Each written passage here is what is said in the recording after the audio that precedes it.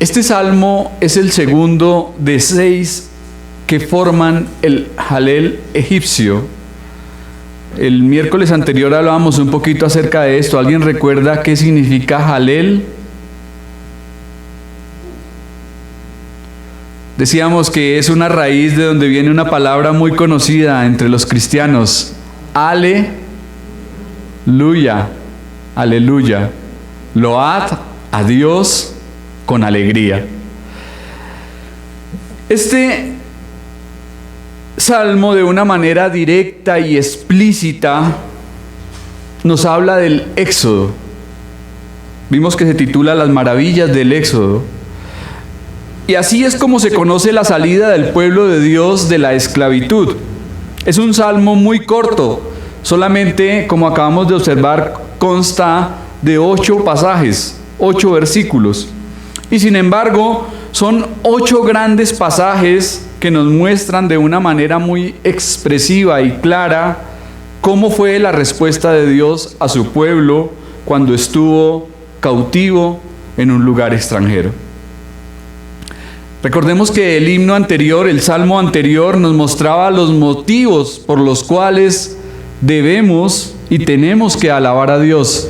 Recuerdan que observábamos que Él levanta del polvo al pobre y al menesteroso, alza del muladar para hacerle sentar con los príncipes. Y de alguna manera pensábamos en que nosotros fuimos esos pobres, esos menesterosos. Estábamos en la bancarrota espiritual hasta que reconocimos nuestra miseria y nos volvimos a Dios. El Señor nos tomó y nos levantó, nos sentó entre los príncipes de su pueblo. Ahora veremos el evento cumbre por el cual debemos alabar, y esto es porque Dios nos sacó de Egipto y nos redimió. Aquí estamos hablando acerca del éxodo de Israel, pero nosotros, al igual que ellos, también hemos sido sacados de la esclavitud. Y usted me preguntará, ¿de cuál esclavitud? O yo les pregunto, ¿de cuál esclavitud? ¿Y qué otra esclavitud? El pecado, el mundo, el diablo, la religión, todo lo que antes fuimos y de donde Dios nos libró, de donde Dios nos rescató. Así que en este salmo veremos salir a Egipto ya formado como un pueblo que caminó a través de muchas dificultades y de muchos problemas, de circunstancias difíciles. Ellos iban hacia su destino, que era ¿cuál? ¿Hacia dónde Dios llevaba a su pueblo? Hacia Canaán, la tierra prometida. Un pueblo liderado por el mismo Dios, quien muestra su poder y amor, dándoles lo que necesitaban, cuidándoles y supliéndoles. Pero además veremos a Israel como una sombra de la iglesia, el pueblo escogido por Dios que va caminando hacia las moradas eternas, hacia la patria celestial. Brevemente y de manera hermosa, el autor de este salmo celebra el cuidado de Dios hacia su pueblo. Así que sin más preámbulo, vamos otra vez al texto. Dice el versículo 1 y 2. Cuando salió Israel de Egipto, la casa de Jacob del pueblo extranjero, Judá vino a ser su santuario e Israel su señorío. Israel en Egipto era un pueblo extraño. Y los egipcios, al parecer, tenían un idioma que era muy distinto al de ellos. Hablaban unas cosas que no entendían. Parece ser que eran sonidos extraños e incomprensibles para los hebreos. Ahora, imaginémonos en un lugar en donde la gente habla diferente y hace cosas que no entendemos. ¿Cómo quedaríamos nosotros si fuésemos a un lugar en donde se habla ruso o mandarín y hacen cosas extrañas? Uno quedaría seguramente bastante asombrado, ¿no? Pues Dios también nos ha sacado de un mundo que no habla la misma lengua de nosotros. En el mundo afuera, el idioma es diferente, es distinto. Y usted solamente tiene que hablar con alguien del mundo para darse cuenta que Dios no está en su corazón.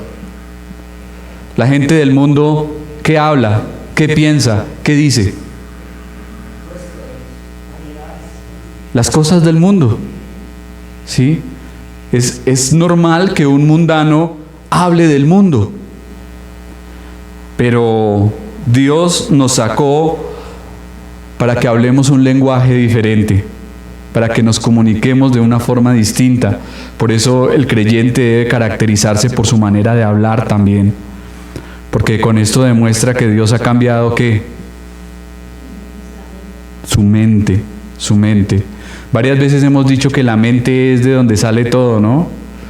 La mente es como ese disco duro que necesita ser transformado y renovado. Cuando hay un cambio de mente, entonces hay verdadero arrepentimiento. Y cuando hay un cambio de mente, también debe haber un cambio de lenguaje. Debe haber un cambio de palabras. Un hijo de Dios no puede hablar como habla la gente del mundo.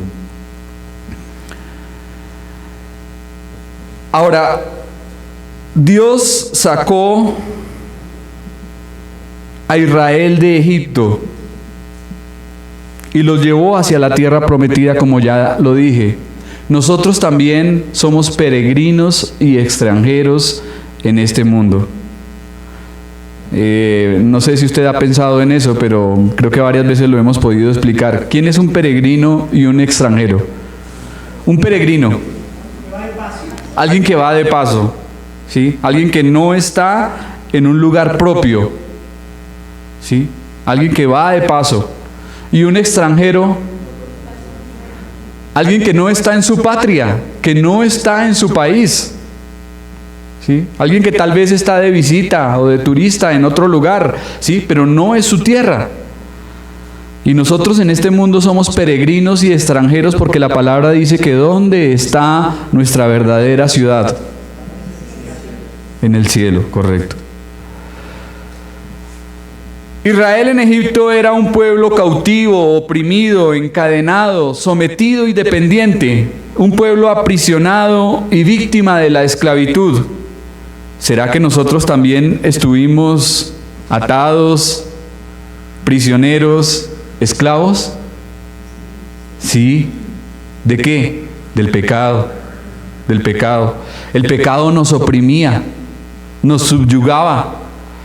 Cuando una persona practica el pecado lo deja sin voluntad. La persona se convierte en un autómata que tiene que ir todos los días a hacer lo que su amo le ordena. Y eso fuimos nosotros en otro tiempo, esclavos del pecado. Y de allí Dios también nos libertó. De allí el Señor nos sacó. No podíamos levantar la cabeza porque éramos prisioneros y rehenes sin voluntad. Estábamos ahí subyugados, sometidos. Cuando los judíos fueron sacados de Egipto, la nación se convirtió en el santuario de Dios, quien además era su Señor. De igual forma nosotros, cuando fuimos rescatados por Cristo, vinimos a ser una nación santa, separada y apartada para Dios. Y esto Dios lo ha hecho por la obra santificadora de su Espíritu que mora y habita en nosotros. Ahora somos el templo del Dios viviente. Mire usted, Dios sacó a Israel de Egipto y lo hizo su pueblo, donde manifestaba su gloria y su poder. Y también lo ha hecho con nosotros, porque nos ha consagrado para Él y para su gloria. En estos pasajes no aparece distinción alguna entre Israel, Jacob, Judá e Israel. Son nombres distintos y son personas distintas. Sin embargo, se usan estos nombres como sinónimos en paralelismo poético del salmista. Pero algo en lo que debemos meditar es que Dios no nos usará hasta sacarnos del mundo. Dios no pudo manifestar su gloria en medio de su pueblo hasta que los sacó de allí de Egipto. De igual manera, Él no hará nada en nosotros hasta que no nos saque del mundo. Si usted todavía vive en el mundo, si usted es amigo del mundo, entonces es porque tal vez no ha sido amigo de Dios. Porque la palabra dice claramente que o estamos con uno o estamos con el otro, pero no podemos estar con los dos al mismo tiempo. O somos amigos de Dios o somos amigos del mundo. Y Dios no puede usarnos, y Dios no puede consagrarnos ni utilizarnos para su gloria hasta que no nos haya sacado del mundo. Hasta que no hayamos vivido ese éxodo espiritual. Mientras sigamos en Egipto, Él no puede hacer nada con nosotros. Y saliendo de allí es que empezaremos a ver su poder y sus obras, actuando en nuestro favor y respondiendo nuestras plegarias y rogativas. Notemos que Dios no solo sacó a su pueblo de Egipto, también estuvo con ellos mostrándoles su provisión y su cuidado. Y de al igual forma está con nosotros durante todo el trayecto de nuestro peregrinar, dándonos su provisión y ayudándonos hasta que lleguemos al final del camino. ¿Y cuál será el final de nuestro camino? ¿Qué es lo que aspira y espera todo creyente? Estar en la presencia del Señor, hasta que Él mismo nos lleve a su presencia, hasta que podamos entrar en comunión plena y absoluta con Él, definitiva y eterna. Entonces podemos bosquejar este salmo de la siguiente forma. Los versículos 1 y 2 hablan de su redención y permanencia con nosotros. Los versículos 3 al 4 hablan de su poder salvándonos de la persecución. Y el versículo del 5 al 8, su compasión y provisión. Miremos lo que dice el versículo 3 y 4. El mar lo vio. ¿Y qué hizo? Y huyó. El Jordán se volvió atrás. Los montes saltaron como carneros, los collados como corderitos. En estos pasajes se personifican el mar rojo, el Jordán, los montes y los collados, porque la naturaleza misma está sometida a las órdenes de Dios. El mar rojo y el río Jordán, imagínense. Dos asombrosos milagros en donde las aguas, ¿qué hicieron? Se abrieron, se separaron. Dos eventos que marcaron el comienzo y el fin del éxodo. El Mar Rojo al comienzo, cuando Israel estaba recién salido de Egipto, llegaron a un punto en donde tenían el mar enfrente y los egipcios venían detrás de ellos. Era como un callejón sin salida. El mar enfrente y los enemigos viniendo rápido por detrás.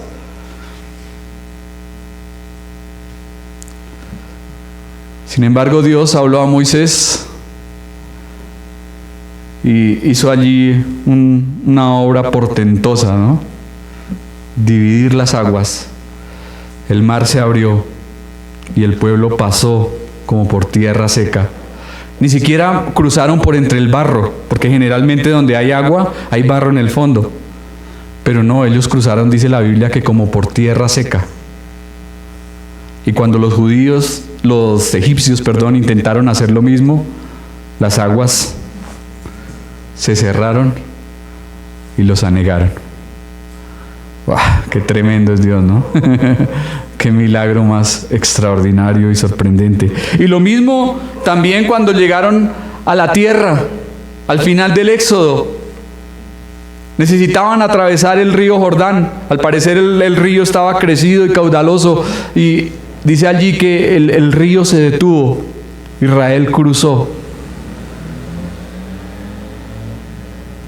Cuando Israel llegó al mar Rojo, las aguas miraron al pueblo y se echaron atrás de pánico, pero no fue la vista de aquella multitud de refugiados lo que ocasionó temor al mar, sino fue la visión de su Creador, la visión de Dios.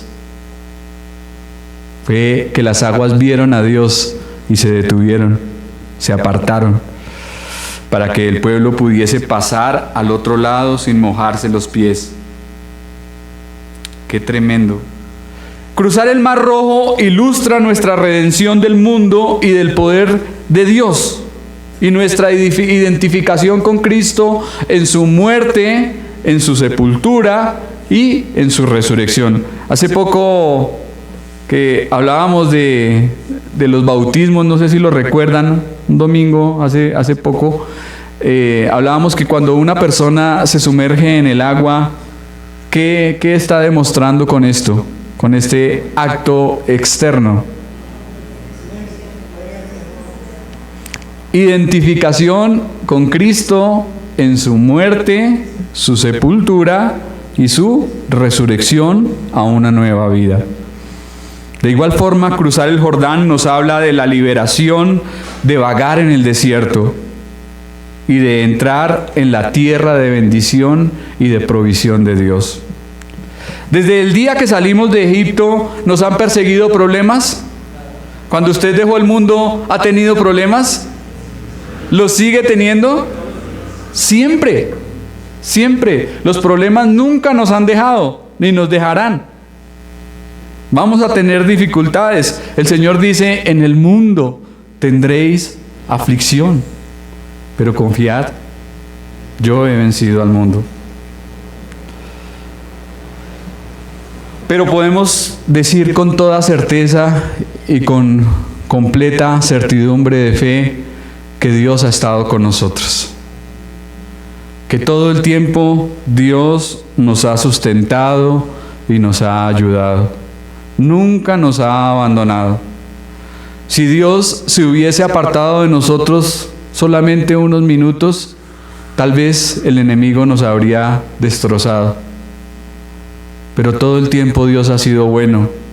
Todo el tiempo Dios nos ha guardado, nos ha cuidado y nos ha llevado y nos llevará hasta que estemos en su presencia allí en la gloria.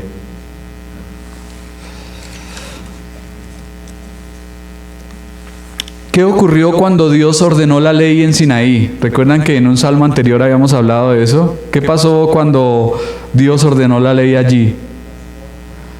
¿Qué pasaba con el monte Sinaí? Temblaba, los montes temblaban, humeaban, habían truenos, rayos, relámpagos y centellas. Fue algo terrible lo que se sintió en ese lugar, el monte temblando. El pueblo estaba aterrorizado, al punto que le dijeron a Moisés, no, que Dios no hable con nosotros. Es muy terrible. Cada vez que parece que cada vez que Dios hablaba, ellos sentían como truenos. Y el monte temblando. Y dijeron, no, que Dios no hable con nosotros porque esto es muy terrible. Que hable con Moisés. Y luego Moisés que hable con nosotros. Colocaron a Moisés como mediador entre ellos y Dios. Con toda la tecnología que tenemos, los mares y las montañas siguen siendo retos formidables.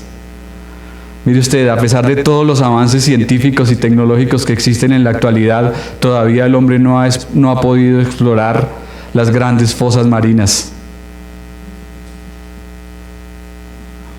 Todavía ir al Everest es un desafío bien grande y muchos han muerto tratando de hacerlo. 8.800 metros de altura. Imagínense. Pero cuando observemos el poder del mar y las olas y la majestad del pico de una gran montaña, pensemos en la grandeza y en la gloria de Dios, que es mucho más sorprendente todavía. Imagínense, ¿cómo será el poder y la gloria, la grandeza de Dios, que los montes tiemblan ante su presencia? ¿Qué puede haber más firme y más sólido que un gran monte, que una montaña? Pero dice que los montes tiemblan como corderitos.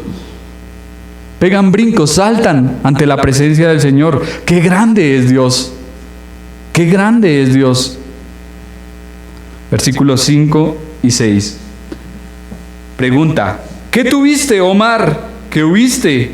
Y tú, oh Jordán, que te volviste atrás. Oh montes, ¿por qué saltasteis como carneros y vosotros collados como corderitos?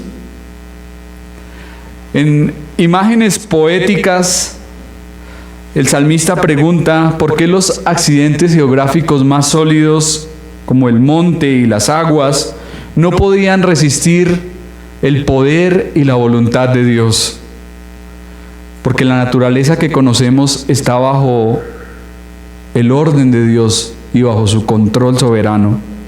Fue la presencia del mismo Omnipotente la que hizo separar las aguas y saltar los montes. Fue la presencia de Dios, porque ahí el contexto lo dice, mire, a la presencia de Jehová tiembla la tierra.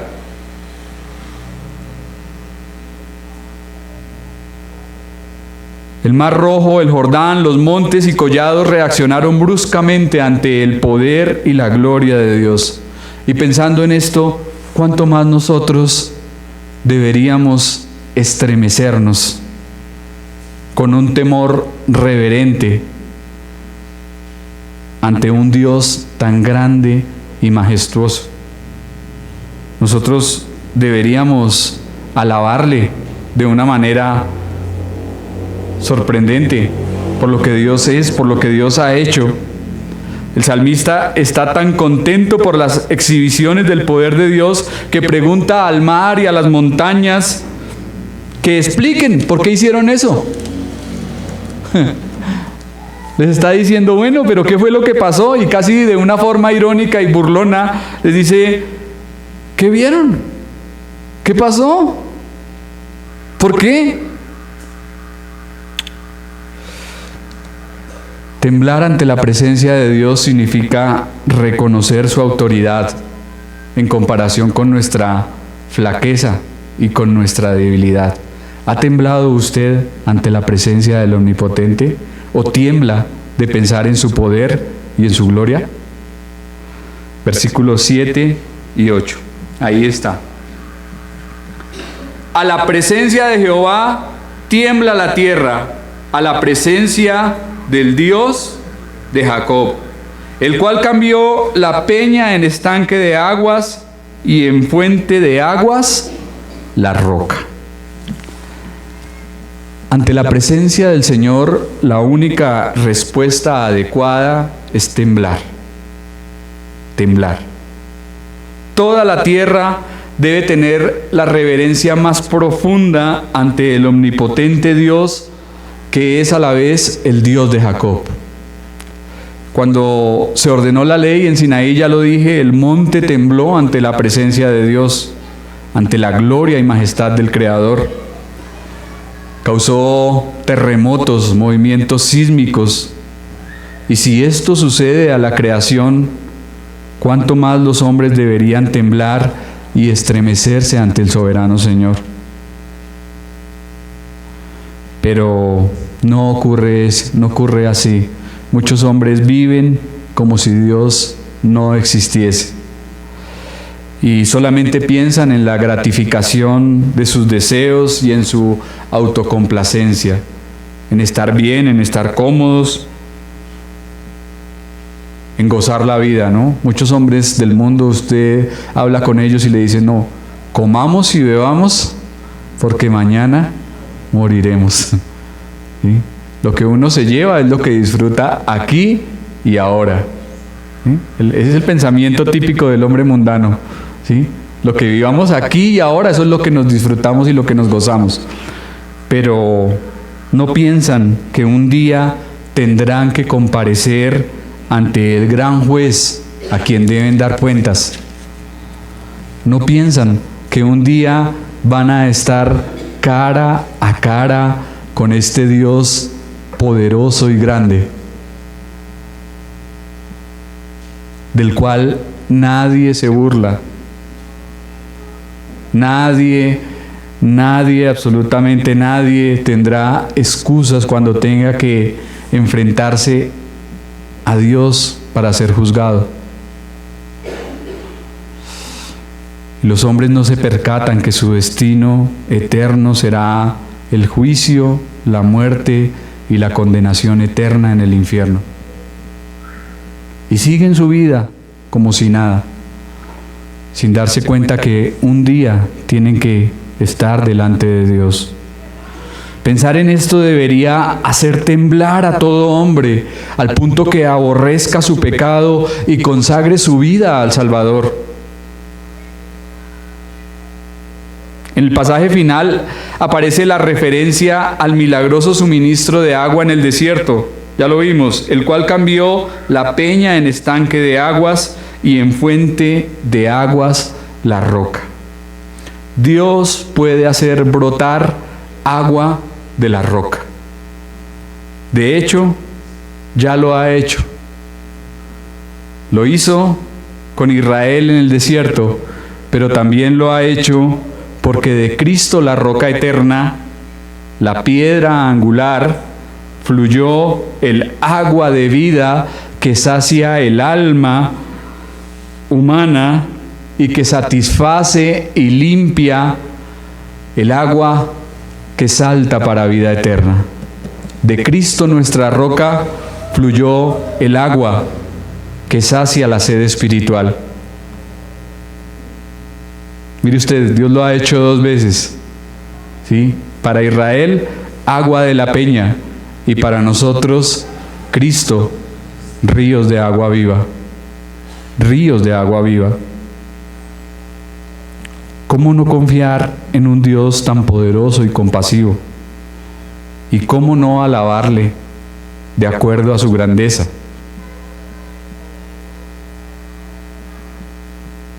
Dios todavía puede traer las más ricas bendiciones de las situaciones más difíciles, contrarias y negativas. No importa, mi hermano, lo que usted esté pasando, no importa lo que esté viviendo, confíe en el Señor. Aunque atravesemos por ríos y por mares de desesperación, y aunque los problemas parezcan no tener fin, podemos continuar confiando en el poderosísimo Señor, porque Él sabrá librarnos y socorrernos en medio de todas las cosas. El Dios de Jacob e Israel es también nuestro Dios. Es el mismo Dios. En el Antiguo Testamento, Jacob e Israel, a quien Dios le cambió el nombre. Jacob era un engañador, un suplantador, un mentiroso, un manipulador, que robó la primogenitura a su hermano Esaú, ¿no? Sin embargo, fue el hombre que al mismo tiempo demostró gran interés por las cosas de Dios. Él quería la bendición y lo demostró allí cuando luchó con el ángel de Jehová en Peniel y cuando tuvo esta visión en Betel, ¿no? Tuvo una visión en Betel y en Peniel luchó contra el ángel de Jehová. Y a este engañador, a este suplantador, Dios le cambió el nombre. Le puso Israel, que significa el que prevalece con Dios. Ese es el significado de la palabra Israel, el que prevalece con Dios. Y hasta el día de hoy, Israel permanece porque Dios es el Dios de Israel. Porque Dios ha estado con ellos y porque tiene un plan para ellos. Un plan distinto al que tiene con nosotros, porque no podemos decir que la iglesia es Israel, como muchos lo están enseñando, y tampoco podemos argumentar que la iglesia ha reemplazado a Israel y es el Israel de ahora. No. Sabemos por la profecía que Dios tiene planes para la nación de Israel y que es el pueblo escogido de Dios y que finalmente, como dice el apóstol Pablo, Israel será salvo, porque es el que prevalece con Dios. Sin embargo, para con la iglesia los planes son distintos, son diferentes, son dos, podemos decirlo, dos entidades distintas. Israel y la iglesia. No debemos confundirlas.